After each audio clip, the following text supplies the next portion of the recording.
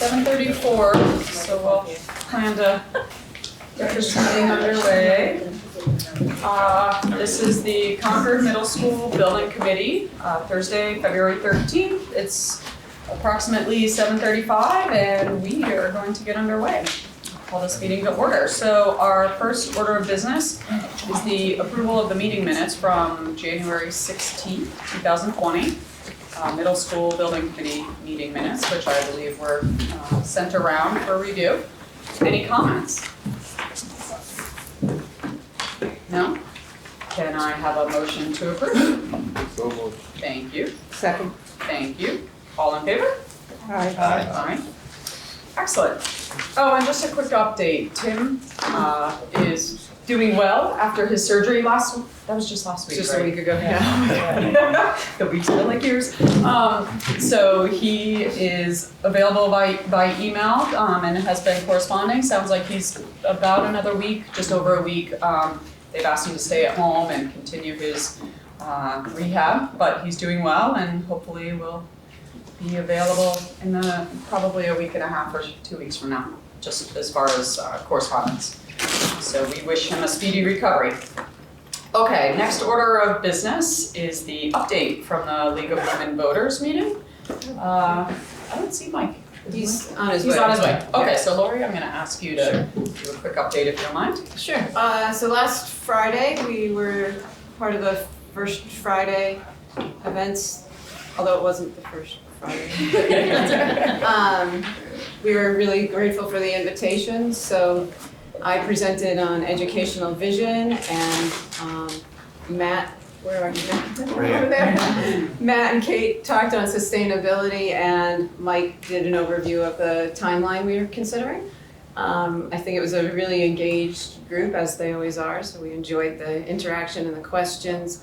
I'll speak for myself and then I'll let Matt and Kate talk, but I know I was trying, it was really a first pass at putting out the educational vision and trying to really identify that and do it in a way that the community could translate and understand the vision and how it connected to space and how it really felt in a classroom. So I'm grateful for the positive feedback that I got because I felt like I hit the mark pretty successfully, so that'll be something we can really build off of. You'll hear more of that all through the meeting on what that vision was with the teams and things like that, but we were able to, I think, present it in a way that was comprehensible to people and we'll continue to use some of that going forward. I think the photos helped. The photos helped, certainly, Yeah, the and visuals. I know we've been asked to bring some of that to the forum at the end of the month. I think maybe we'll do a little bit of either part of what I used or some other visuals, but I do think the picture's worth 1,000 words and a concrete example from a classroom and what that looks like for us now and what it could look like, and it just all, I think, fleshed out. So a lot of positives. I've had both verbal after the meeting and emails since, so we're grateful for the opportunity. It was all recorded, so that we want to make sure people know they can find that on MMN. Yeah. I just wanted to comment that I was in the audience and I agree that it was a very comprehensive and understandable presentation for those of us who aren't deep into educational. Yeah, thank you. And I heard a lot of good feedback also. Good. I mean, for me to just be asked to only talk education, it's a treat. So that made it, I think, a joy for me that I think showed. So, do you want to add on the sustainability part, and then we talk on timeline? I don't have anything. No, Yeah, lots of good questions. I think similar. You guys did a great job of high level in a way that everyone could understand. I think I was really impressed at how you pulled back all the technical things that you're also versed in and really shared a big picture view of what we could be aiming for and what some of the options were. So visuals were great, both the King's School out of Cambridge and the Fish and Game building. So, and then Mike did a nice job of I think he did a great job of putting enough detail up on the screen that people could tell how complex this all is, but then pulling back and really just giving the highlights. So I heard feedback like that, like, wow, this has got a lot of pieces to it, but he didn't go into all those pieces. He just showed them the big picture. We did share out the proposed recommendation to the select board for votes and town meeting in September. We're actually doing that as a little dipstick, and I didn't hear a lot of feedback about that, so it seemed like there wasn't negative feedback. I didn't hear positive necessarily either, but we didn't hear negative, so. And through Susan and Stephen, we've actually got a date with the select board on the 24th to formally have that conversation with them, so. I thought it was a great energized event and really a nice next step that took it to a different level of what we've talked about in public. Yeah. Great. And it went so well, they invited us back already in May, so it'll be good timing to then do another round of updates. And it was really wonderful to just hear you talk about it. Thanks, yeah, anytime you want to invite me for that, I'll be there. I agree. I was in the audience, and I am not used to being in meetings like that and not saying a word. I loved every minute of it. I did listen, so it was great. So thank you to everyone who came. Hey, Mike, we were just giving an update on the League of Women Voters, but Lori, did Just you? singing your praises about sharing that Thank you. detail without overdoing it. Yeah, so we thought that was successful and appreciate the opportunity. So, great. Next, we will go through the project schedule. Well, Bill will. And he's going to do that for us.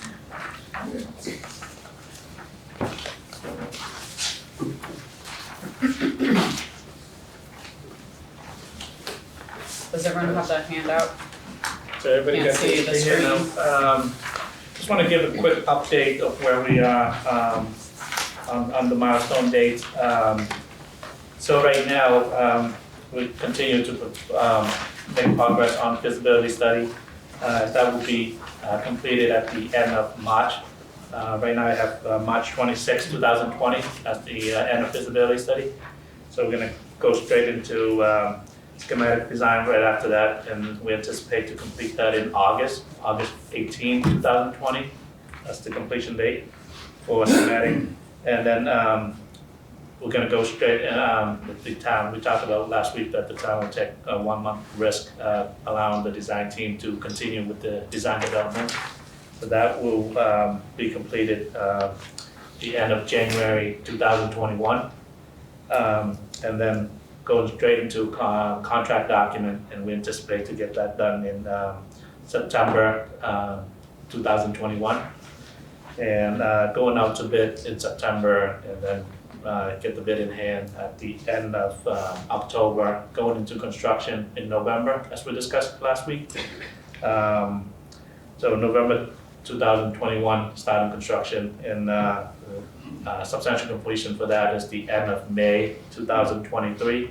So we got the extra from June, July, and August to move into the new school.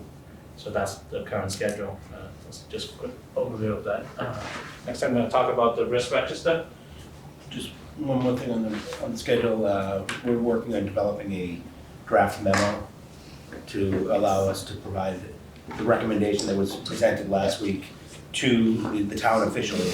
So we're going to be working on that. We'll get that over to you now. Give us a thumbs up, and Laura can give us a thumbs up on that. Then we'll Okay. get that over to Steve. We were trying to do that before Thursday next week, the 20th, is that right? Yeah, we're hoping to Okay. do it this So we week. can do it. Okay, great. A lot of us are away next week. Still available by Yeah. email, but That's why we just a figured- heads up. Yeah. Close Okay. it, you'll get it to you before the end of the week. Okay, great. this week. Yes. I just had one question about the schedule, and that is, what actual construction work will happen between October and, you know, the town vote is in September and the construction starts in October, what will actually happen in that would, I wasn't clear on that from last time, what will happen? Because I thought that shovels in the ground would be in the spring, but obviously there's stuff that you do beforehand, and that's what I was curious about. Are we talking about 2023? No, we're talking about 2020, 2021. 21? So it's not 2020, it's 2021. And if you had the contract on board the end of October, they'd be mobilizing to the site, they'd be actually getting the shovels in the ground, trying to get the concrete going. They'd be ordering the structural steel, Okay, which has some lead times, so that you get that in. And ideally, before you get to the really cold weather, you've got the holes dug, the concrete in the ground, and then you can actually work the steel typically even in a snowy condition, as long as you don't have, say, 2015 100 inches of Yeah, snow, that type of thing. It allows you to take advantage of that entire winter period, and then you start closing your building in the springtime. So you're actually putting the walls on and actually starting to get the building enclosed early spring. That was the discussion that we had last, if you delay that October date to like November or December, now you're running out of time to get that stuff in before the cold weather gets there. Thank you, Mike. Any other question? Any other questions on the schedule?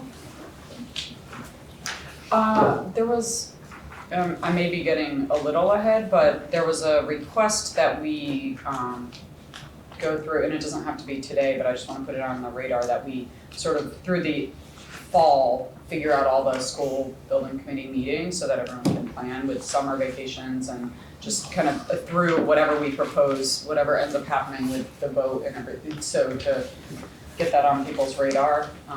It may come up again because Sims may need a little bit more information from us ahead of March, so we can talk about that later. But just from a scheduling standpoint, if we can, look at where milestones are and where deliverables are versus when you need us to either approve things or to give information, I think it'd be helpful for us to all get it on our calendar. We're gonna work with the design team and get you those. Great. Okay.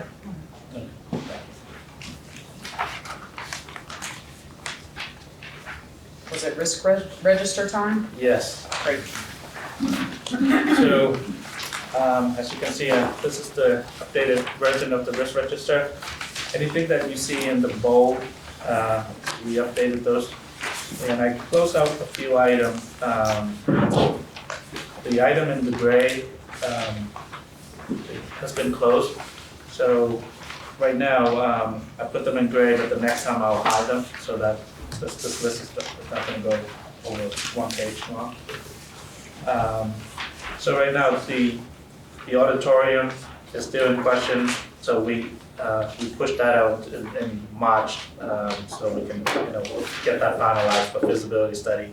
Same thing with the gym. Construction delivery methods, that's gonna be in April now, because we wanna make sure that we know where we are in feasibility study before we can make a decision if we go into design bid bill or CM at risk. So for space summary, the design team completed the preliminary space summary. So we're still targeting for a feasibility space summary to be finalized before feasibility study, and also schematic design to get like a finalized schematic design space summary. We closed out some of the small item, that's like the spaces for the sped, the learning, so those can be categorized in under the space summary. Sustainability, we pushed that out until April, so that way, at least at the end of feasibility study, we know where we are with that. So those are still on the table. And then item number 15, that's been closed on the enrollment. We talked about that right now we're talking about 700 student enrollment. Item 16, I want to know if we're going for $100 million or is that the budget? Is that item, can we close that item now or? No. Should we leave So it? I think, sorry, but I think. Having spoken to a couple of you over the last few days, I think we're at a place where we're starting to see where it's the range it's gonna be in. And I'll just open with this because it's gonna come up in a minute, that based on what we're seeing so far, we're on the higher end of the 80 to 100 range. So I think we need to get that part figured out and then see what the adults still are and have a very thorough conversation at this level. So I don't think we're ready to say that's it, because then you're gonna take options off the table, probably that we haven't even talked about yet. So obviously that's all gonna come in the near future, but I think that's the reason why, Andy, on the upper ones, yeah. with the auditorium and even the Yeah. sustainability, Yeah. those dates were chosen based on when we're getting estimates in and when we can start evaluating the numbers and stuff Yeah, like this. so we're getting to that, and we Yeah. can see where it's starting to ballpark, but we're not to that place yet, totally. So we're still working towards that 80 to 100 with the understanding that we have potential add alternates to consider to, Right. you know, and Right. evaluate the pros Right. and cons of those. And I'm ready to foreshadow, it's leaning toward the high end of the 80 to 100, so we'll keep talking on that. All right. And the last item on the risk register is that would be, we're hoping to get a vote for at the next meeting on March 19th. That would be the end of feasibility study. So we're hoping to get a vote so that the design team can move on to schematic design. So that's just on the risk register right now. And Laura, you said you have a meeting with the select board on the 24th? We have a meeting with the select board on the 24th, and a meeting with the finance committee on the March 5th. We did yesterday start to wonder, a couple of us, if we needed another meeting before the 19th. So I think we can do that when we get to the schedule. That's, yeah, Just I was to alluding to that, keep but a I few figured we can things. talk about it there. Okay. Sure. Yeah, especially you said, so they're going to be looking for a direction based on options. When are those options being formally presented to this committee? I know the design subcommittee will see them Yeah. today. And that is why we're proposing to add the meeting in between this one and the next. Okay. So that after this meeting, we have the design subcommittee meeting, get the first feedback. Mhm. You and Cole has time to do some refinements. We can present updated versions to you on perhaps February 27th. And then on March 5th, there would be another design subcommittee meeting that week after for further refinements, so that on the 19th we could present a complete refined Okay. version of concept. Yeah, that was my worry, is that with only, one meeting, that you can't really make a decision the day you see it, you need to digest it. Okay, all right, good. So that would be at the proposed interim meeting, which we're going to talk about in a few minutes. Okay, excellent. Okay, anything else on the risk register, Andy, or That's it. moving on from that? We've got Okay, less red. yeah, that's good. That's the goal. Yeah. So Andy, can you help me understand, number 9, certification is a green and design is a yellow? How do those two relate to each other at this stage? So number 9, I know that we talked about the concept of going for passive house ready versus passive house certification. So the reason I left that in green is because it's possible that, so if you look at the likelihood of it, the possibility is possible instead of very likely. So that's why it's green. And so the risk is low on that. Okay. I'm sorry, is very likely more risky than possible? Yes. Well- Aren't these, I think what it is saying very likely is the likelihood of us doing it is Correct. stronger.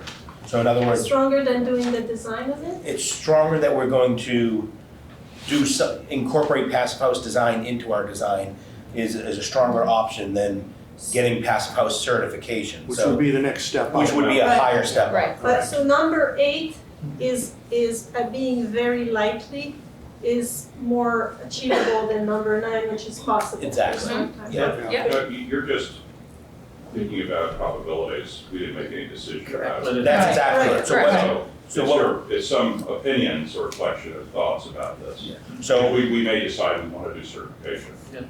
Right? that's exactly it. So the reason why it's yellow is we feel, you know, it's a little more of a risk because we feel that there's a stronger likelihood that that's what you want. You know, at a minimum, that's what you want. So the Good. certification is green because we're still evaluating it, but it's not as critical as getting, Right. Okay, got it. getting the passive house design as part of the design is more critical than getting the passive house certification, I guess is. So I hear you saying, you're not telling us, you're saying this is what you think at this point in time That's is the way exactly- things are Yeah, unfolding. Yeah.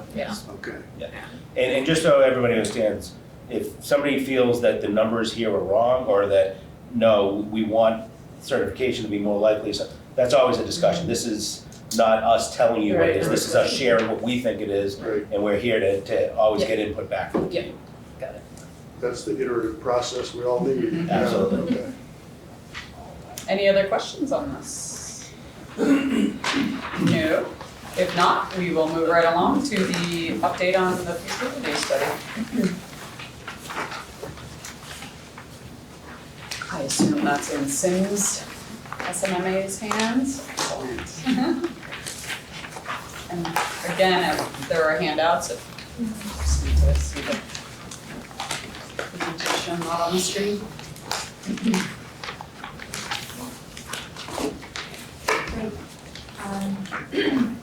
So I will say that a lot of work and a lot of conversations have been had between this meeting and the last. We've had progress in terms of having sustainability subcommittee meetings. We've had a lot more educational programming and program and space summary meetings, scheduled meetings, as you know, and so we're really trying to capture that all, roll it up to you, and provide you kind of the output, report out from what the recommendations are from those, and also next steps.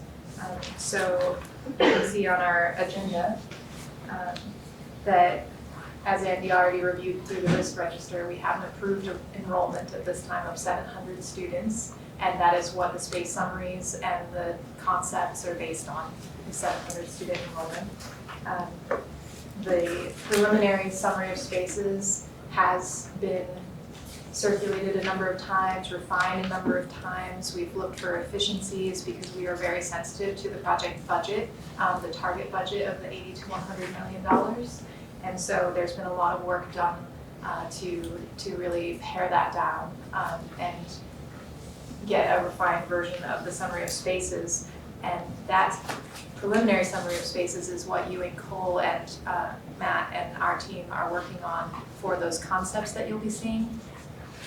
And then sustainability goals, we had a very productive meeting a couple weeks ago with the sustainability subcommittee, and I'd actually like to, Matt, he already had a meeting. Oh, I was trying to pull him ahead so he could be here. So we had a great meeting 2 weeks ago with them, and then they had a follow-up meeting to talk about sustainability subcommittee goals, and maybe Kate or Charlie, you can speak to that when we get to that point. And then the town meeting date, as we understand, was vetted last week as well. So, thank you, Matt, for scrolling. So again, the recap that the 100 student enrollment, it's very important because that is the basis of the space summary, that drives the sizes, that drives the quantities, that drives our approach to the concepts, and is directly impactful to the cost estimate. The future square footage analysis and costs, again, will be based on that enrollment. And we will, at our next meeting, we'll talk, and shortly, we'll talk a lot about how, what the 700 student approach is, what kind of flexibility there is in that, and I'll turn it over to Phil for that conversation and Lori as well. And so the school, we're going to go in the order of the program, school organizational model, and space summary updates, and then sustainability. So I'm going to go ahead and turn it over to Phil, who's going to talk a little bit about the organizational model that this current space summary is based around. And for that, you also, in addition to what's up here, you have a handout that is a little bit more legible than the tiny print on the slide. That is this memorandum. All set? Yeah. So the end of January, we had our final program visioning meeting where we really focused on the organizational model and what that meant. And Ian Cole was with us, and we pushed and shoved pieces around on the table, but most of the time was really spent talking about the organizational model itself. Subsequent to that, we've had a lot of conversation over the last couple of weeks about the number of classrooms and what is needed to achieve the organizational model of a middle school. And so the memo that you have in front of you, which on the screen is 1 page, in reality is 2.5 pages, just goes through a discussion of what a junior high school is and how that's organized and how you calculate the number of classrooms and versus how a middle school is organized around the team approach, and which is the way you run the school now, though you run it with 2.5 teams instead of 3 teams. And so a lot of, coming out of the visioning, there was a clear desire to run the school on a true team model, which would be 3 teams at each of 3 grade levels. And so without going through this whole memo, you can do that at your leisure. This resulted in, it shows how we calculate to get to the 36 classrooms to represent the team model that you as a town and most especially the educators have identified is what's necessary to teach the children in the way in which you have intended. And this is especially important because when you receive an updated space summary, which we'll do at our next meeting, once we have more progress on that, it's important to know because the MSBA space summary column on the right, the one that I reviewed with you last time, that is an auto-generated distribution of spaces, and with the 2 approaches that are possible for middle schools, the junior high model or the team model, that can't serve both. And so that MSBA column is based on a junior high model, and so you're going to see a greater discrepancy between the MSBA column and our proposed column because the teaming model is preferred. Can I ask a couple questions? I may know the answer, so it may just be for information. Are you teaching in teams now? We're trying. Okay. In the 6th grade building where we have the space, we are at 3 teams. First time, I believe, in our history. And the enrollment certainly calls for that if we want to be a team in middle school. And in the 7th and 8th grade, we have 2.5 teams each. The teams are greatly harmed by the facility. Greatly harmed. Is it some students or all students? Meaning, is it just the ones that are in the half team that are, when you say greatly harmed, or not benefiting from this model? It's the students who are harmed, it's the educators as well. Okay. So a true teaming model will have the team of teachers built into their schedule, the opportunity to come together, collaborate, talk about the whole child as much as the instructional goals of the child. Talk about quizzes and tests on the projects that are assigned on that team, but also talk about a student of concern, a student where a recent assessment shares that they may be at risk. Currently in the Sanborn building, a team comes together and the math teacher's missing, or the social studies teacher's missing. And that's just an incomplete piece of the puzzle to really get a sense of, what might be going well in that class that teacher can model or share, to his or her colleagues. So it's both the students and the educators. Okay. And then for you and for the students of Concord, why is it beneficial to teach in a team structure versus a junior high school structure? Sure. So a junior high school model is, like a high school model, although the irony is that right now CCHS is reimagining the 9th grade experience to really capture a team model. So we're actually finding a lot of high schools. I've not in this district, but in my prior district, I had probably at least 2 or 3 high schools do site visits, interested in the teaming model of a true middle school. What's so important is a true teaming model you can't compromise. I remember a high school principal going to a team meeting where, again, the core teachers came together, with a special educator and a guidance counselor, and they were talking about the students that they all shared in common. And the takeaway for that principal was, okay, I can build in time for all my 10th grade teachers to come together, once a week. And I cautioned her with that because I've seen that. I've been to that model where you have groups size of this. You have teachers over here correcting papers. You have teachers over here who are on their computer. And the leader is saying, who has Susan Tonks? And then, 4 people look up. So it's not the best use of time, when you're trying to find, let's say, the social studies teacher, to discuss, a student who had a recent success or a concern. That transition from elementary to middle can be difficult for the family in a sense of, who do I contact? We went from a model in the elementary years of having 1 or 2 teachers to having 6 or 7. So in a true teaming middle school, you also have a leader in that team that serves as an academic liaison for the family. And instead of a parent coming in and needing to meet with 5 teachers, the team comes together. And that parent has 1 leader. So that's an example of advantage on the family side. Great. Can I just add to that? Yeah, please. Our major objectives here in our strategic plan are a combination of innovative and student-centered pedagogy and student wellness. And a lot of we're coming off of a suicide in town 2 weeks ago, one of our high school kids. And I can't stress enough the importance of the holistic approach Justin's describing to us. It was important before, and right now everything is about that for us.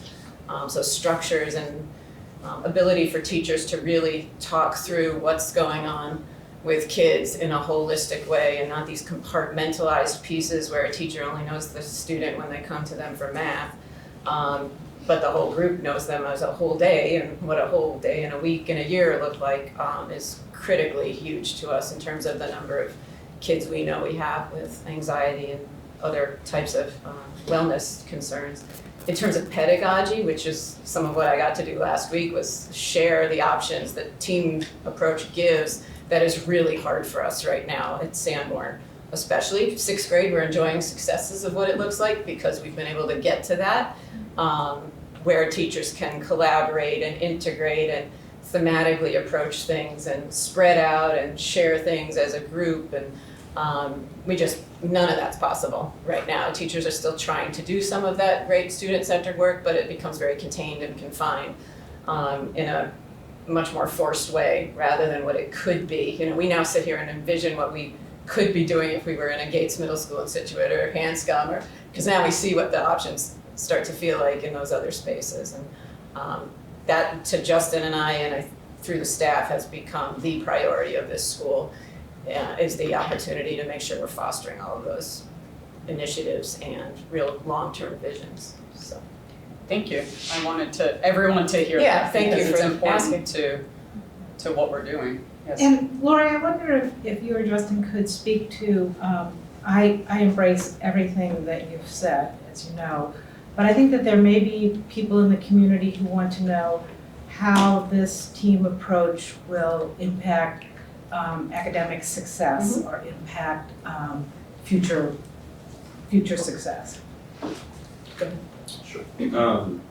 So there are many ways. First, with the 3 teaming model, a lot of our community, the research out there about class size, parents often go to that as one of the number 1 things. Quite frankly, it's not one of the number 1 things, but still trending as it is, and it is important. The educators can share that.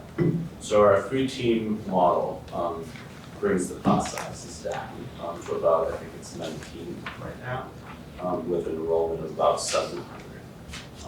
But I go back to, and Lori said this as well, the opportunity for the team of teachers to come together and talk scholastically about the team and what's going on. As a former 7th grade team leader, we would sit down 3 times a week. One of those would focus on the academic well-being of our students. And if there's a big, we had a big lead project in 7th grade, and we really supported, our students in the other classes with that lead project. And we also took a look at a social studies unit test and why would we place that on the same day that the LEAP project was due? So behind the scenes, when we share out, like a test quiz and long-term project with our families who are on that team, I'm not sure if our parents realize that there's a lot of thought and conversation, discussion happening about, such things. And how, we believe that, one of the areas of concern, like for example, how much homework students are getting, if they're able to focus on less, then their ability to do better and more actually is present.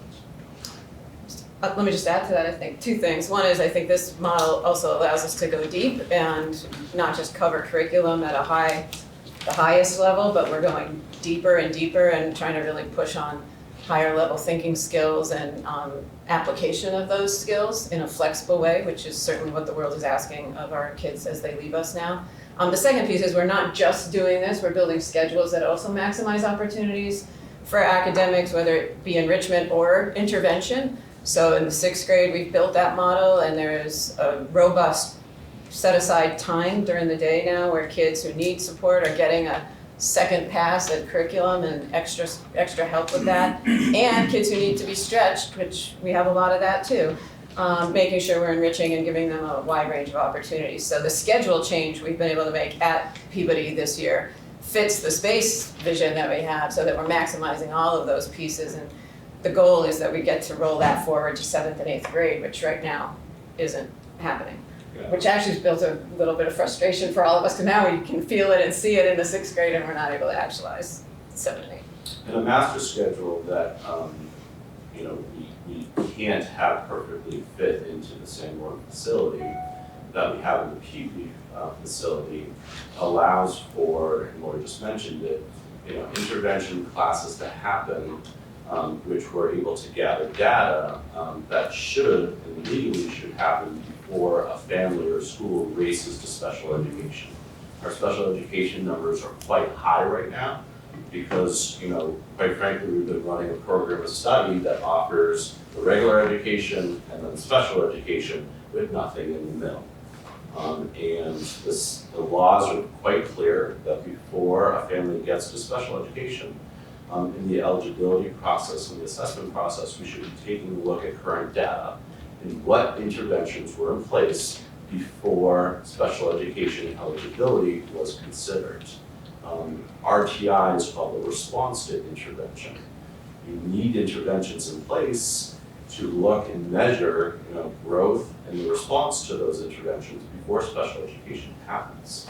With a master schedule like we have at Peabody and one that we're able to implement if we get a new building with 3 teams per grade, we're going to find a significant reduction in our special education numbers and costs in special education. And we're reaching the students who are in the know, which are often forgotten in public education. And just one last piece, what we really love about the schedule we've made at the 6th grade is that because the kids are all moving at the same time to go to this enrichment and intervention, and the teachers are using it as such a great opportunity to get creative and student-centered, they don't know if they're going to intervention or enrichment, which to me is like universally the goal, right? That you can't really tell the difference. Everything's so rich and so, really great, joyful is one of our favorite words here to try to make that part of the goal here, that kids are happy to go there and excited. I mean, to the point where I'm getting random emails from parents just to thank us because the child came home so excited about what they'd just done in that block and just to share.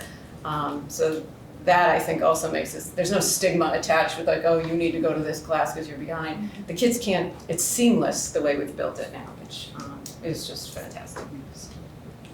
Thank you. You're welcome. We could go on all Thank you. day. There it is again. Ask us about education. Well, I think it's important for people to hear because as we talk about the size of the building and ultimately what that ends up costs, what it will cost, it's important to understand the goals. And it sounds like team teaching and at all 3 grade levels is critical to what you're and I'll trying to just accomplish. reiterate out loud, we've just reworked the entire 9th grade approach to this model because we feel so strongly that it's beneficial to help the transition into high school. So I mean, I think And aren't you that's- did I hear you the other day, you're doing things at the 5th grade level to prepare them? Sure, Did I hear that absolutely. correctly Yeah. as well? So like on either end of this grade, Yeah. you know, structure, there are students that are benefiting. I had an opportunity to be with fifth grade parents this week. And one of the things that I'm most excited about is we're educating this community about this model. So we're able to have it present in the 6th grade, well ahead of opening the building. You know, so without them even knowing, you know, when I was in front of the 5th grade parents this week, you know, I was really educating them to this conversation Yeah. and the importance of this conversation. You know, I was waiting for, so what happens when they move from 6 to 7? Right, right. Well, I think it's important because, I mean, I certainly know the value, but I live and breathe this. So I want the community to, and I said this to Lori as the discussions have been unfolding, that it's important for the community to understand this and to embrace it. And it sounds like it's already happening, and that's great. So excellent. Charlie, you had a Yeah, question? I had a question about the program summary of spaces. I think, again, getting back to communications and what we'll have to do at some point, but to explain why we need 159,000 square feet. And I think that you know, in this box on the slide, I wouldn't say that it shows the alternatives or the choices. And I think we already got one of them explained, which I thought was explained well, the choice between the junior high model and the team teaching model sort of generates a sort of space profile. Now, beyond that, are there any choices that were made or were considered around the team teaching model that gets us to this 159,000 square feet? I think that's going to have to be explained. So I think it's good to talk about it here and make sure we understand, you know, that there were alternatives or that there are alternatives, and that this is the right one. And so I suppose that's a good time to continue with the presentation. So on this next slide that Charlie is referencing, we wanted to just do a high-level summary of what the current space summary includes. And so you know, we definitely wanted to do that deeper dive on the team teaching, because that is a huge driver, and I think it merited all of this great explanation. So now, as Justin indicated, because of the enrollment number and that team teaching approach, there is a smaller class size that is a resultant factor of that. So through this enrollment and the smaller class size, we were able to, on this next bullet, you see the science labs would, in a standard MSBA spreadsheet, would be larger than this, but they're also assuming a 23 student capacity.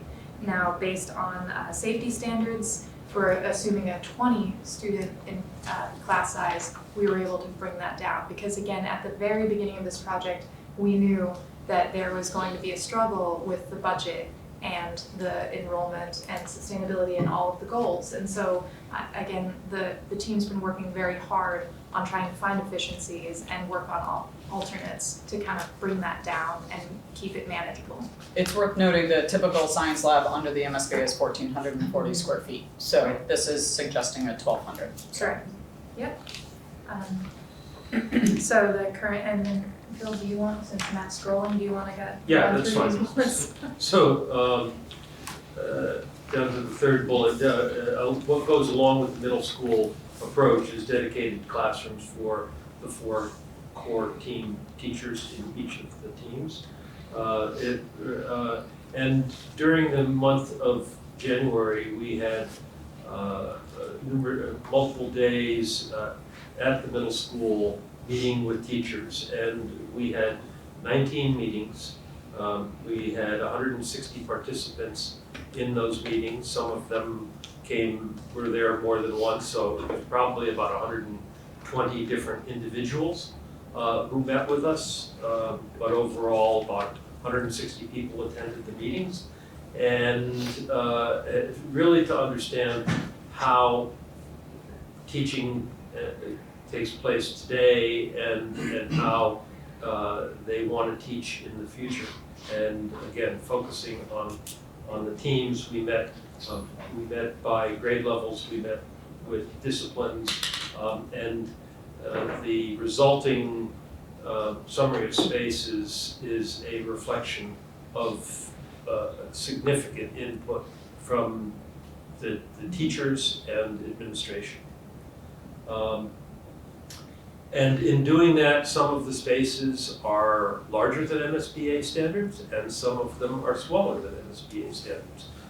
We're not building an MSBA school, we're building a Concord school.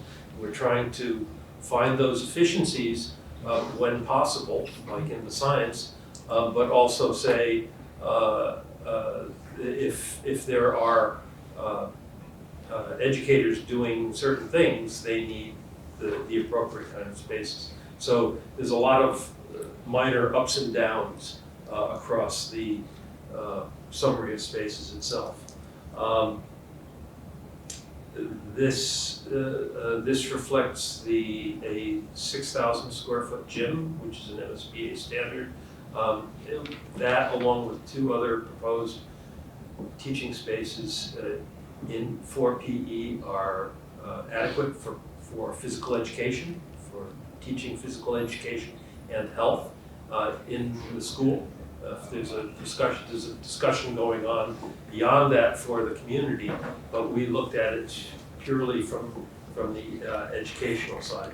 And this 159,972 also reflects a cafetorium approach, not a auditorium approach. And so when you do that, you're subtracting stages and adding this and so on. So this is the sort of net result of the cafetorium approach. And so this begins to speak to those options. And so, as Phil mentioned. One second, sorry, Kristen, to interrupt. Does everyone know what a cafetorium is? It's cafeteria with a stage in lieu of an auditorium. I'm realizing I take for granted. That's a word I know, but I just want to explain. So that 159 represents a cafeteria that has a performance stage. Right, so can I just speak to why we landed there? Because we had a lot of conversation to get to that. It really does reflect, it doesn't mean we don't want those other things, but it does mean that we prioritize the team approach over everything else. The gym space will be adequate. Will it be perfect? No, but it'll be adequate. And we know the community is going to want to continue that discussion, but I felt that it then became a building committee discussion rather than a we need this educationally discussion. And the auditorium very much the same way. We would love a space where we could put all the kids together and have a school-wide set of activities and assemblies and things like that, but we also know we don't feel like we can just come in and ask for everything. You're gonna have a building that's, 250,000 square feet. So we pulled back and said, for the amount of times we use it educationally, we can compromise and make do with the cafeteria approach. The high school would have to be an option for some of the big productions and things like that, which we can figure all that out. We know, though, that the community is asking us to consider an auditorium, and I felt like we wanted to bring that to the big committee and separate it off as a discussion in cost and usefulness piece, rather than say it's core to the educational program, because we can live without it. So that's how those 2 landed where they did. We've already heard about the gym a number of times from the community. When people refer to full-size gym, are they referring to the 8,000? So I would say yes. Well, or even bigger. A conventional basketball court will fit in a 6,000 square foot gym, but it doesn't leave any room for spectators and spectator circulation and so on. So from a pure PE standpoint, it can work. But once you introduce spectators into it, it's too small. Can I ask a PE Physical. question? Yep. How many PE stations do you need? Is it 2? Is it 3? 3. Okay. Right Is there like a multi-purpose? Because Yes. on a 6,000, I see Matt shaking his head over there. In a 6,000, that's typically 2 PE Right. stations. Right. So there's an additional. There's 2 Is it a additional- multi-purpose or a There's a- functioning There's a space? 2,000 square foot multi-purpose space and a 1,000 square foot fitness space. Okay. So what we have is 4 teaching spaces. Okay. If you So- 3 stations. You'd have to divide the gym in 2 to get to 4. Yes. Right. Which is normal, that's Yeah, typical, very yeah, that you do a half court for a PE station. Okay, and then this other room's available for functional fitness or Zumba or yoga or whatever it is that the programs are on. Okay, all right, just so everyone understands, from a education standpoint, the space is there. Okay, My PE teachers would, I can hear them, would like me to Go ahead, say it, yeah. You drop the curtain in a 6,000 square foot gym, and that's tough. Mhm. So, from an educational standpoint, the town, I think, would struggle, the community basketball program, in not having room for, parents and families to come in and watch the games. But at that extra square footage, when you drop the curtain, at half court, makes for a bigger PE space for the 2 classes. So of course, we would be on board if the committee wants to put it back and increase it. I probably felt that we needed to make that a discussion and not bake it in right off the top, because we could get by with less.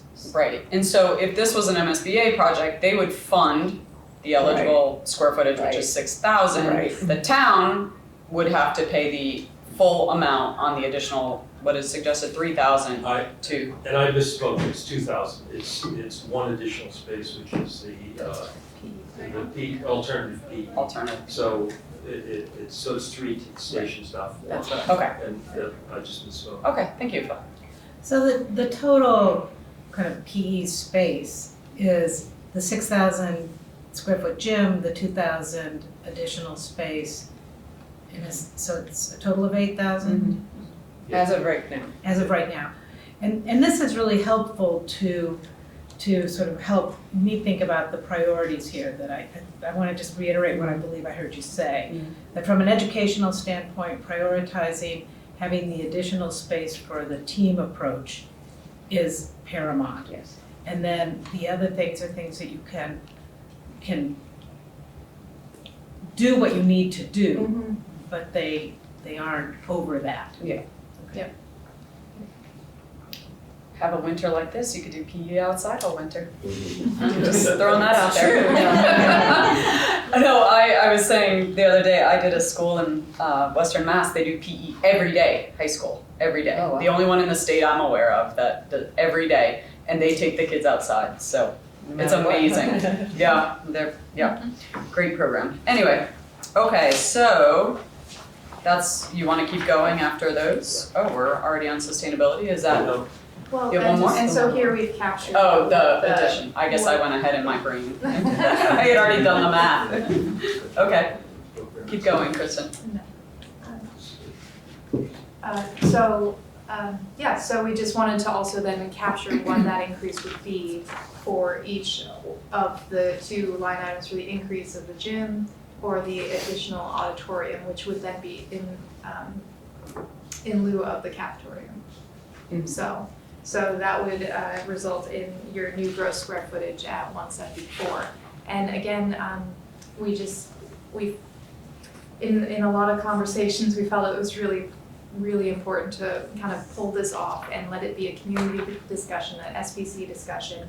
And that is because at the 159, we are at that $100 million cusp right now. We are really working to stay within that budget, but anything beyond what is serving the educational plan and program and staff would need to be a town decision because it's likely to require more funding outside of the planned budget. And that's one of the things that we would like to get into a lot more detail with you on the next meeting. Again, we're proposing to have another meeting between now and the scheduled March meeting because it is a big gap of time and we do have some very important decisions to make. We have a community meeting on the 27th where we'd like to bring this out to the community with you all and then come back on and regroup on what the position is for that. Can I ask a question? In these test fits that you're doing, do they assume the smaller or the larger scenario? I think they're gonna assume both. What we tried to do is position the plans in such a way you'll see that the gymnasium could be added onto in terms of square footage. It has an open end out into the site. And then likewise, the auditorium would be positioned in a spot where it could get detached, and the building organization could still be valid. Okay. Yes, there would still be the stage that we would have to add in to the dining commons to sort of move from a cafeteria to a cafetorium. But we think we can accommodate that. Okay, so just graphically, maybe like a dash line or a hatched area that you can say, oh, that's the additional gym space and or auditorium space. Okay, just so everyone's clear when. Fortunately, due to the spaces being considered, they are very severable, unique, kind of isolated spaces. It's not, it won't affect your team model pod or anything like that, so. Great. If we're just looking at numbers or the cost, and we're assuming just a number for square feet, the additional square feet, is that a way of quantifying what this would cost? Or is it just too early to? Well, so we'll work with Hill and the leadership to bring that hopefully next week, a little bit more detail.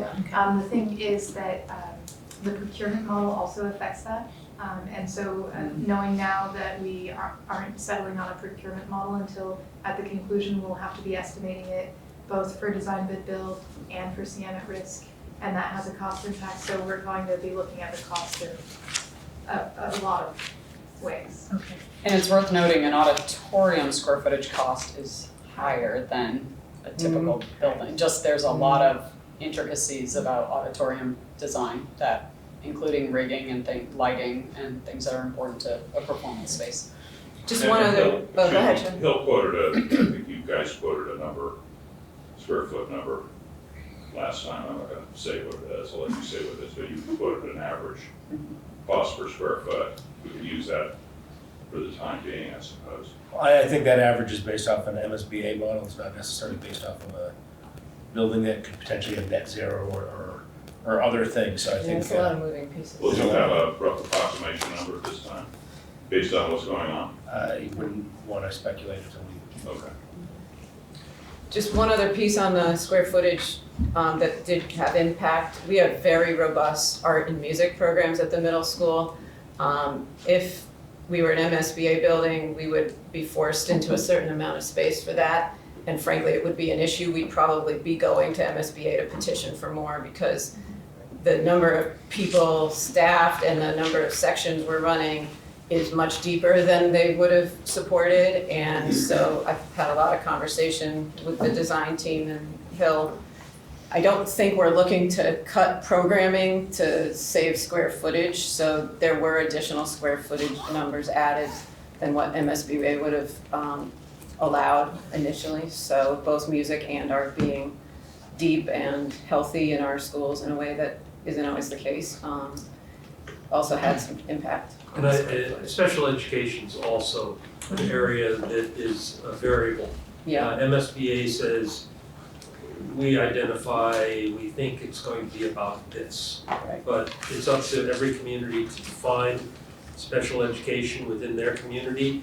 And then it goes to DESE, Department of Secondary Education, and who reviews it. And if any community says we need more square footage than the MSBA model, then and DESE agrees with that, MSBA typically approves that. So that's a number in the right-hand column, MSBA column, which is just it's an average. So we have lots of details to Yeah. share, obviously, Yeah. which is why we're suggesting another. Right, and I think that the other, what we're looking to do is in our next meeting when we can show you concept layouts and with the space summary, it just makes a lot more sense than just the spreadsheet. So for our next meeting, you'll have the spreadsheet, but that will be translated into the blocks. Those blocks will be represented in different configurations on the site, and it'll just be a lot more easy to digest, I think. So, and in that time, we can work on any other nuances between now and then. So I do want to. Can I ask one quick question, and I'm not trying to put Lori on the spot or any of the educators, is there? It happens fairly often. But but we haven't had this conversation, so I guess that's why I'm apologizing ahead of it. Is there an educational program, like a document that shares what you're trying to do, that you're, like, for example, when Phil's talking about the DESE and the intricacies of the programs that are, I've designed a lot of schools, not one of them calls like a special ed space the same. Yeah. There's therapeutic learning centers, there's, like, you name it, it's got, every time I do a building. So understanding what the program is and what it's doing for students and how it's delivering education or services is important to understand as it relates to the plan. So relative, I think I would answer that by saying, if we're just talking special education, there absolutely is a document, because we're coming off of a major review of special education and a calibration of our approach, and that's new this year, which we definitely documented and have that available. And that's what was shared with these guys, and that's what they're designing. So they heard all about all those Great. changes and heard about the new programs we've added, and so when we get to special ed, we're gonna explain that we need robust space so that we have intensive programming available, because right now we've created programs to keep more kids in district and do better service to students and have a broad continuum, and we don't have the right space to do it. So you're gonna hear that had impact on square footage, which overall becomes and I hate talking about money with special ed, but you have to sometimes. Overall, we're saving in operational dollars substantially because kids are staying here. So I think what you're looking for, we have in all different genres. So we have a special education set of documents. Certainly the arts are outlined in the program of studies, and now the team model is becoming really well defined. Is it all in one place yet? No, but it certainly could be. Okay. Fairly. I mean, I could be a resource if you need help with that, yeah. And share examples of ones that we have, because that becomes a document that is like the document, Yeah. are we That's a good supporting idea. that, right? So, that would be a great idea to put all that together. All right, great. And that can be shared around so everyone can read it and comprehend, like, Yeah. whenever something is in question on a project, I go back to that document and say, are we meeting their goals? Yeah, So I don't think that would that's be hard to compile. awesome. Okay, great. Okay, sorry, Kristen, No, that's fine. Yeah, and Lori and I had that conversation early on because of the expedited schedule. I mean, a typical MSBA feasibility study, you start with the ed plan and you don't do They anything make until that use ed of plan is good to go. But we do have a very compressed schedule from that. So yeah, we're definitely working in parallel here with I completely am sensitive to Which that. I think we were comfortable with, because the work on what the ed plan is done. It's just not all in one place in one document. But that's something that the community should be Absolutely. have available to them to understand, so they can dive into, former educators, people that are in the know, for them to really understand what we're trying to do here. Yeah, Would be great. Get that done. Okay, awesome. Great. Okay, So- Kristen, keep So going, I'm wanna- sorry. No, it's good discussion, it's necessary discussion. And so I want to reserve about 10 minutes at the end, I think, probably for the correspondence and meetings and everything. So we're gonna try and go through sustainability really quickly. But just on a high level, kind of what we talked about, and then I do wanna have time to hand it off to the subcommittee, so that you can report out on what your conclusions. Do you want me to just start briefly, That kind of would- just yeah, recap that'd be great. people where we're at, and I'll do my best to fill in for Matt. So the sustainability subcommittee, we've met a few times, and kind of where we're at is we've agreed upon high-level sustainability goals, more or less what's been in the RFP for the designer as well as the OPM, and made those suggestions for the charter or wherever else it makes sense for them to live as far as the high-level sustainability goals for the building. What we haven't decided yet, which I think is what Martine's gonna shed some light on, and what we had a great meeting and presentation from Martine and Lois, our Passive House consultant, are what are the different certification pathways that we could choose from. And so we reviewed kind of the nitty-gritty of what are some of the elements and differences between those. And the committee felt that we didn't have enough information to make a solid recommendation, but I think we have a lot of good options on the table. And my kind of takeaway was that a lot of the options, the details are very similar, so it's just a matter of choosing what is right for our project. And I think what was really exciting to hear from Martine, and I don't want to steal your thunder, is that the kind of baseline design for us is going to be LEED Silver certifiable, which is great because LEED covers a lot of elements of sustainability that touches on all of our goals for this school, being a healthy and positive learning environment with connection to nature and all of those things, comfortable, that we want to see in our school. And then what we really need to decide is how far do we want to go on the energy piece to ensure that we're giving the community what they've asked for that meets our community's sustainability goals. So I think we're in a good place. There are a lot of nitty-gritty details. Like Lori said, if legal and voters who try to focus on the high level, but we will need to get into those details as we go forward. Sorry, one other thing, it's LEED for schools, so it's specific, just so that, because again, I live in this world and, but LEED for schools is very specific to schools, so it's got acoustical requirements in the classroom, so there are things that are specific to learning environments, so that's important to know as we talk about LEED certification, it's specific to learning environments. Okay. Right, it's an adapted subset of the LEED new building design and construction rating system. Yes. The LEED for school. Great leeway, thank you, Kate. So I will briefly, as much as I'm able to, summarize a little bit of what we talked about at the meeting a couple of weeks ago. But before I do that, I would like to give the committee an overview of what we have in the project in terms of what does that LEED for School Silver certifiable means. What do we own, that $100 million budget?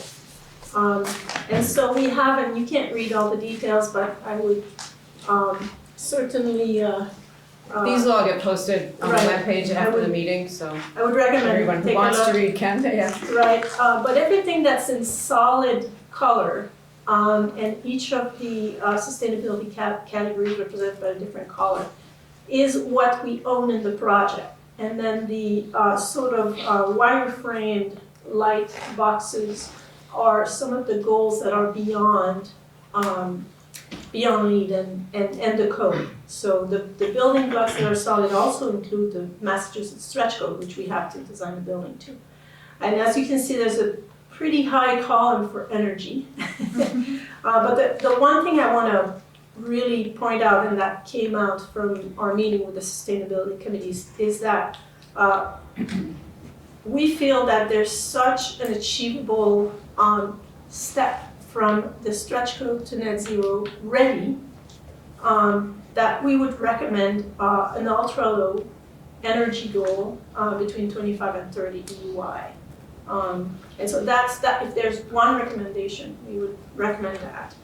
And then as for the rest, a lot of these are part of LEED, but they're also part of best practice. So I just want to put that in, from water efficient, low fixtures, water efficient kitchen equipment, outdoor learning classrooms, stormwater treatment, which is inherent to our Massachusetts standards. In terms of indoor environmental quality, the daylight, a lot of the thermal comfort and indoor air quality are based on code standards in LEED. And so overall, that's what we own here.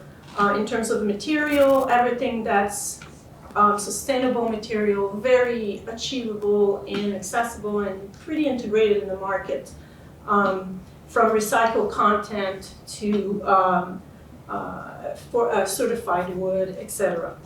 And all of these we've implemented in most of our schools, on which for most of our school we've achieved LEED Silver certification because it's mandated by MSBA, and on budget. So I just want to really highlight the feasibility of this. It's actually, the mandate is to be certified. The Right. additional 2 percentage points under MSBA is to be silver. certified. So a lot of people pursue silver Right. for that purpose. They get 2 additional percentage points. Actually, yeah. So the next slide gives a little bit of an overview. I think there was a good amount of discussion of what does LEED versus living building challenge. The different green building rating systems were brought up in the conversation. So we provided for a little bit of a comparison. LEED as the baseline, which is the first And it also shows where net zero ready or net zero energy fits within each of those certification systems.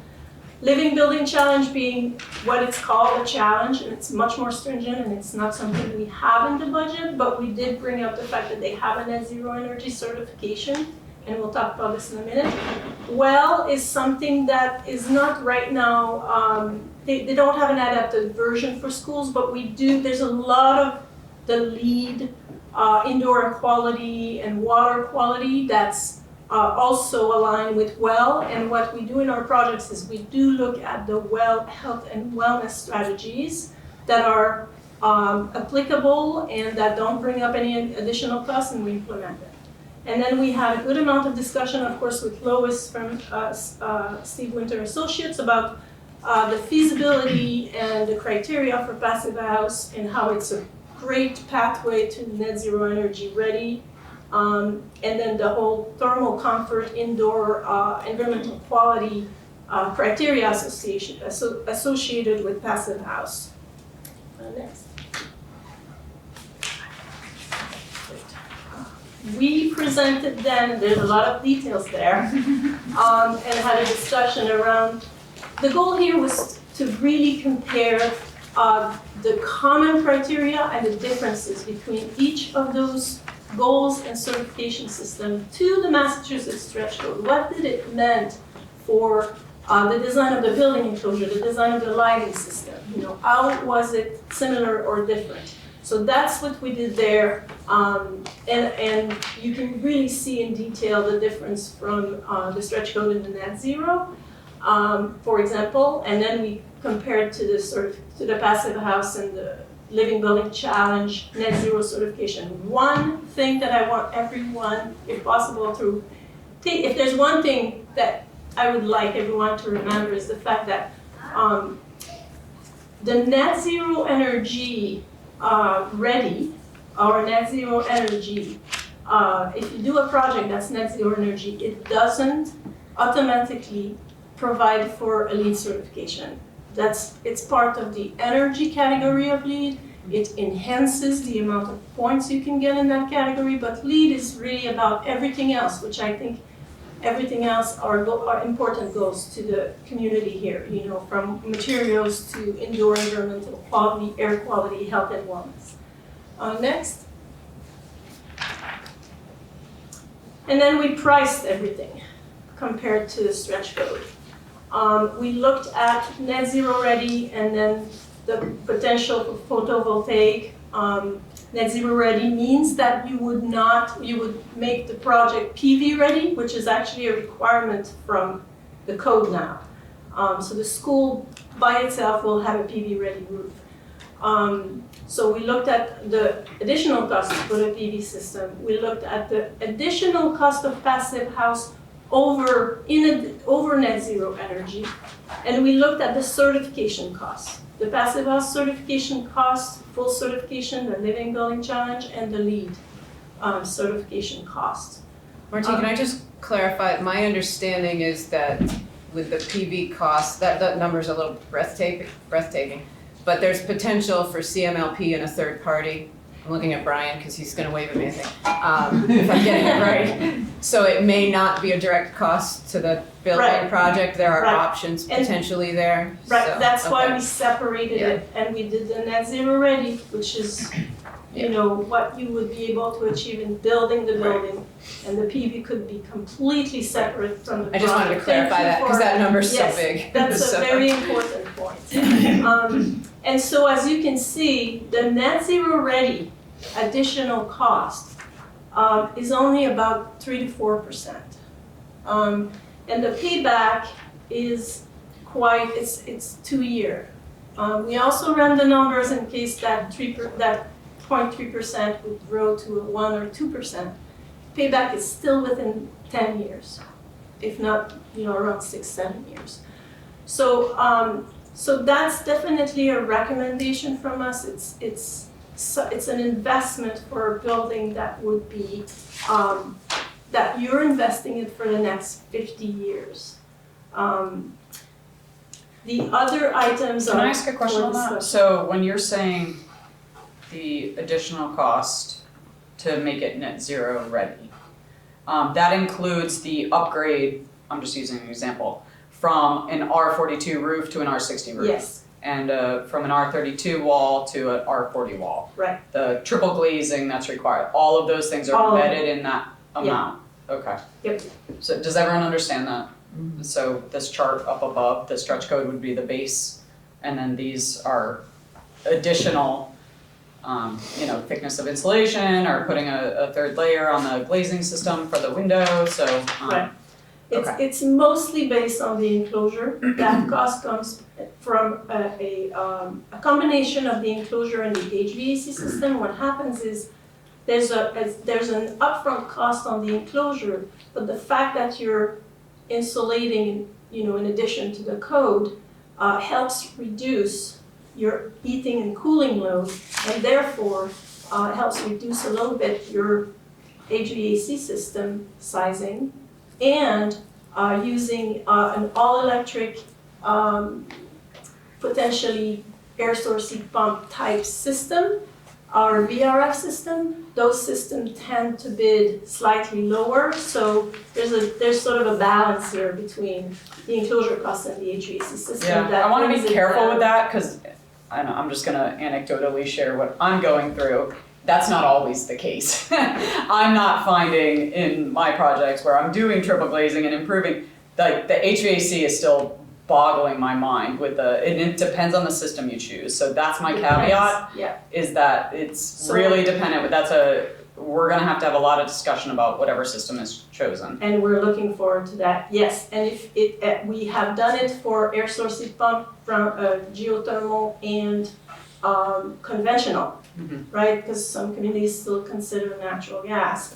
And you're absolutely right, it depends on the type of system. Yes. But, So I just wanna be careful that it's not always the Yeah. case because it's system driven, so. This is based on a recent cost study that we did for another community, and that's air source heat pump. So that's what it's based on. I just Okay. wanted to be clear on what Yeah, it's based on. And so being mindful of the time, I mean, that's pretty much our last slide on sustainability and costs and everything. And so I did want to recap and say that we at the start of this, and we'll do questions in just 1 second, but we are committed to providing the costs through the end of the feasibility, so that at the conclusion of the feasibility, you can make these decisions with all of the data together. So this is the first touch. And there's a lot of little red at the bottom of that chart that sort of addresses exactly what you just said, Dawn. Right, because yeah, we there's still so many have- factors. Right, exactly. Yeah, I just think that also, getting back to communications to the community, I think it's important to have the additional context for sustainability, which is also all about the children. It's all about healthy air, it's all about comfort, it's all about a lot of variables that go beyond simply the energy question. So it's a little bit like team teaching. There's obvious benefits there to children. What would be to spell them out, I think, with the sustainability stuff too. It's not just about the energy.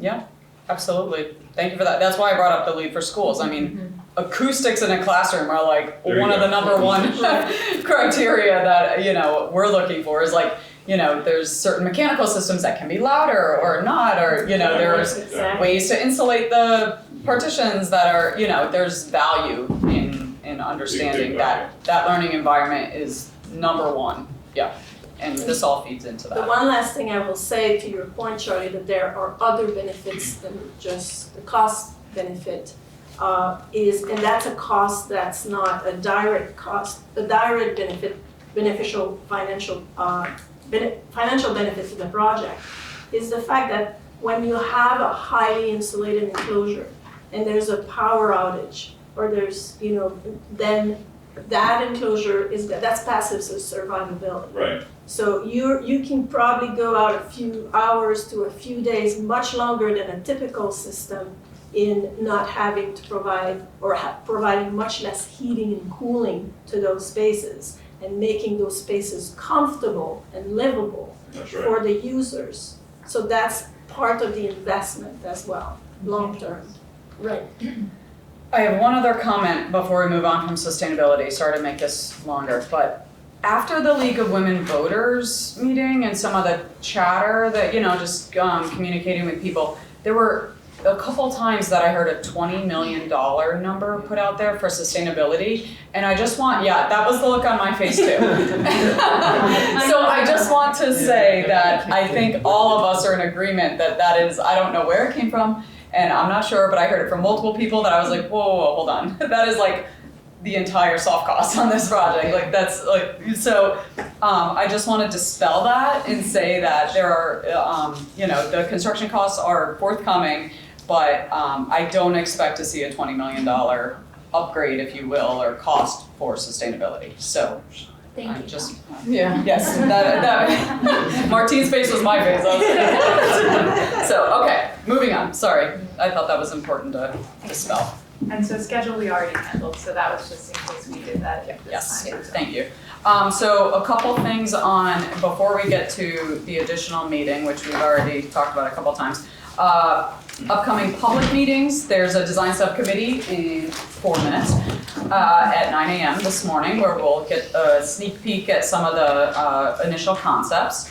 There is a community forum on February 27th to share the evolution of those concepts, if you will. I think prior to that, we were hoping, if amenable by the committee members, to put a February 27th, 7:30 building committee. So that morning you would get to, and that was the question I asked Kristen earlier, when would we as a committee see those? And it sounds like it could be that day. And it would be a second iteration based on feedback from today. If folks are available and we can think that that's possible, that will give them the ability to take that feedback further to get costs and to pick a preferred in March. And then our March meeting, which was already on the schedule for March 19th at 7:30 a.m.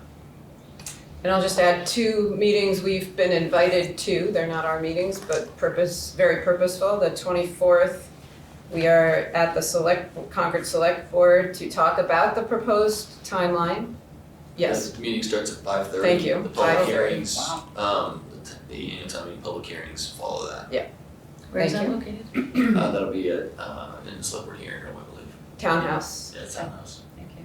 And then on March 5th, the Concord Finance Committee's invited us to come talk all things middle school. So that meeting's at 7 p.m., also at the Townhouse. Great, thank you. Of course, any other thing on meetings? Okay. Correspondence? Yeah, so we've shared with the entire committee from a mom of some middle schoolers who gave us some really great feedback on things like lighting, heating, bathroom, restroom space, and a really eloquent description of outdoor vision. We got one yesterday afternoon that I haven't even had a chance to forward, but I do want to reference it just so we've done that publicly, from a resident, a former student of Sanborn, and her children have gone through. She's really suggesting 2 full-size gyms because of this chronic shortage in town, so that's food for thought based on our earlier discussion. Parking so that the pickup and drop-off is not a nightmare, as it currently is what she pretty much alludes to, and giving the community some opportunities to present their wish lists for design, and a little word of caution to try to not repeat mistakes of the past with some of the things we might have wished we'd done at the elementaries or high school. So I'll forward that to everyone later today, but I wanted to note it this morning. So keep them coming, right? It's been great to see some feedback coming in through the email, and we'll make sure we keep sharing it out. Do you have anything on? Correspondence? Well, I just, PR. PR. Yeah, I don't know if you. So we distributed a summary of the January 14th forum that was held at the middle school. We discussed this after the forum, but what we're hoping our practice will be is that we will put together just the questions and comments that came up at the forums so that the whole committee has that. And then we'll be able to post it on the website so the town can see what it was that we heard the community, it's not answers, it's what we heard the community asking or commenting on.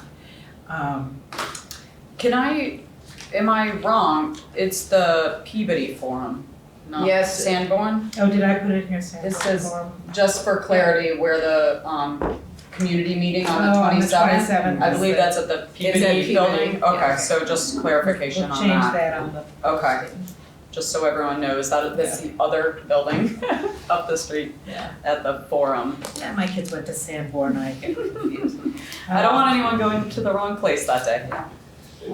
And one of the other nice things that came up after the League of Women Voters meeting was a number of people expressed an interest in working with the communications group Yes. to continue to develop and enhance our communications.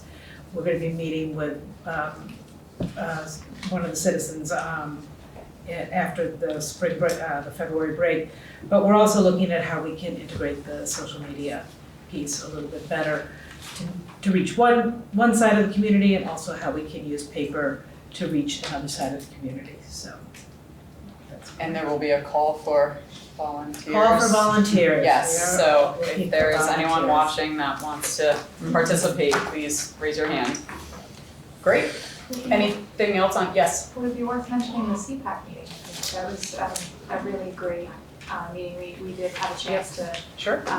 Phil and I went to meet with CPAC and Lori, and we had a really great input session, and we got a lot of helpful resources from the group and a lot of feedback, and we're taking that all in to inform the design. So And I actually met with them again last night and shared, Dawn provided a sample of what she's been working on as example of universal accessibility, which I think made it a little more concrete, at least I know it did for me, and they seem to be glad to see Good. some of those. Well, they keep asking for examples. something that, like, I can be that resource, so I shared with So the Lori conversation and said, continues yeah. and will continue. Yes, that is all important, and we will absolutely take all of their feedback, and as the design progresses, they'll see examples of how we'll. Tangible. Yes, right. Great, anything else? Public comments. Anyone, yes? Carol Young, co-president of CPAC. Yes. Can you, I think this goes to Pat, can we put the presentation online? that you Yes, did today? so It's- all of these get posted right after the meeting, Okay. so it I know it's should not be there by part of this it. afternoon. Okay, great, thank you. And then perhaps might be a good idea on communication is to make a kind of list of the acronyms and definitions. Oh, that's a good point. I always try to, You refer to it and I'm always like, okay, like in the beginning, I'm sorry, I didn't know what passive house was, and I had to look at it, and I don't know if That's a that good could be a point. thought to pull some kind of definition. Yeah. Because We have, have a few and that being said, Great. I don't know if maybe we could put in the who's who from SMMA on their site. I'm getting to know Sure. some people, but Yeah, I like want to team refer members over and to whose your roles. site to Yeah. see, I mean, I know you know. That's there great. are a few, but maybe for community members who don't often come. Absolutely, First those are time, great oh, suggestions. Who is that person? I can't think of my name. Yeah. And then I think the next one is a little bit of a question, and I think it's gonna go to Matt. When you heard back up when you talked about the PE space, and I know you talked about it being 3 spaces and then the possible 4. Is one of those spaces, Matt, being set up as an adaptive PE space for any student who may not be able to participate in a full gym experience? And also, what about physical therapy? If we're having more kids in there, we're gonna need to have some dedicated space for physical therapy services to be delivered. Sure, so. I don't know if Yeah. it goes to that one. Yeah, no, so there are special education resources that are dedicated and separate from the PE spaces. Okay. So in addition to, so certainly there are PT rooms and OT rooms that are Okay. gonna support that, as well as sort of sensory therapeutic rooms. In addition to that alternate PE space, it's not to say that any student can't use any of those spaces, but there are resources in addition to the primary PE resources. Great, thank you. I'm seeing in my projects now more and more dedicated adaptive PE spaces for what it's worth, and I don't know the student population here well enough, meaning like what services are provided, but 2 out of my 3 projects that are as in my company, in design development right now have dedicated adaptive PE space that was approved through the DESE, and through the MSBA. So that's sort of a evolving space that is sometimes beneficial to communities or not, but the OTPT rooms are typically outfitted specifically Right, for yeah, those, I wasn't but they understanding aren't whether that was a like gym feedback. station. They're not, where students can, sometimes they're in the hallway doing things rather than the, Stairwell or whatever it yeah, is. whatever we have. So, okay, great, thanks. Yes, Ryan? So I want to go way back to when I walked in the room. Excuse me, the discussion was about the junior high versus the middle school and the team model. I'm so thankful that Justin is here to talk to this committee about how the teaching is happening. Because I value, as a parent, I value that experience of that team where those people in the room that are at that meeting know that student.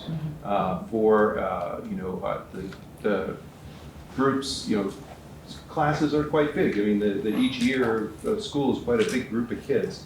And like you discussed with those meetings where you get all the 6th grade teachers in a room and you go to talk about one student and 4 heads go up, 8 heads go down and they do their email.